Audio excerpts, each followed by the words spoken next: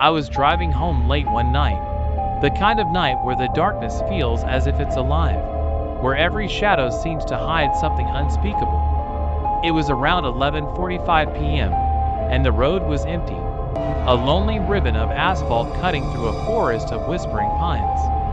I just turned on the radio, trying to drown out the oppressive silence, when the first warning came, a harsh, grating beep from the seatbelt alarm.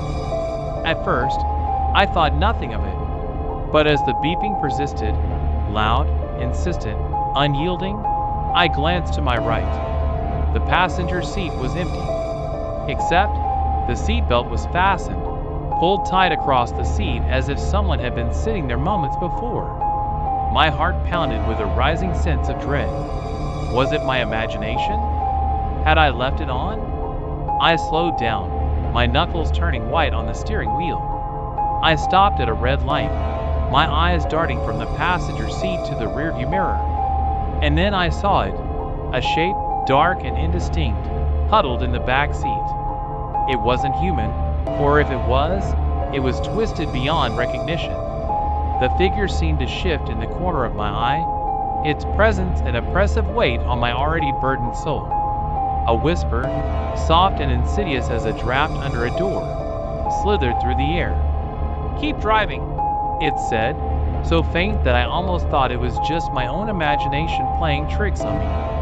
But the whisper was real, icy and insistent, echoing in the confines of the car like a promise of something terrible. I pressed down on the accelerator, my mind racing as fast as the car. Was it a hallucination? Had grief or stress finally gotten the better of me? But every nerve in my body screamed that something was terribly, monstrously wrong. The night seemed to close in tighter around the vehicle. The beams of my headlights cut through the dark, revealing fleeting shapes in the distance, figures that moved unnaturally, disappearing as quickly as they appeared. I tried to shake the creeping terror by focusing on the road, but the whisper persisted, growing louder and more insistent with each passing mile. The interior of the car felt colder now, as if the temperature had dropped suddenly. I could see my breath, misting in the air before me, and my hands trembled on the wheel. The seatbelt in the front remained unoccupied yet tightened, a grim reminder that I was not alone. I dared not glance too often at the rearview mirror. Every time I did, the shape was there, silent, watching, its form a swirling mass of shadows. I thought back to the countless horror stories I'd read, the eerie tales of spirits that haunt the roads, of lost souls trapped between worlds.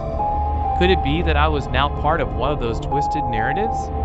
I tried to recall if I'd ever seen anything like it before, but my memory offered only an overwhelming sense of déjà vu, a feeling that I had always known this moment would come, though I'd prayed it never would. As I drove, the whisper transformed. It wasn't just an echo of a voice anymore. It became words, clear and unmistakable. "You belong with me." The sound, cold and unyielding, seemed to seep into the very fibers of my being.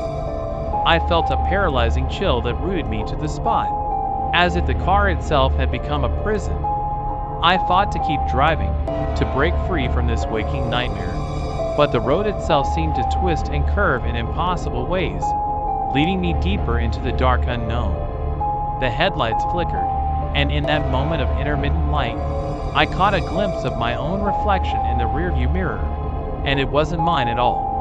The eyes that stared back were empty, as if they had been drained of life, and a faint, sinister smile played upon lips that were not my own. Panic surged through me.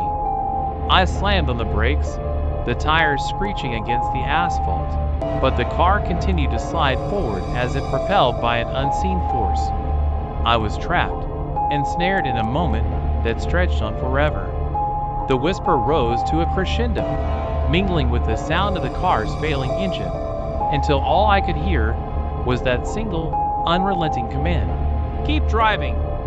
And then, just as suddenly as it had begun, everything stopped.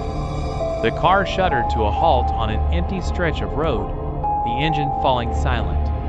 I sat there, breathless, heart hammering against my chest, the oppressive darkness around me seemingly alive with malicious intent. I stepped out of the car, compelled by a force I could neither understand nor resist. The night was still, the stars hidden behind a veil of cloud, and in the silence, the whisper echoed one final time, "Welcome home." That was the last thing I heard before the darkness swallowed me whole.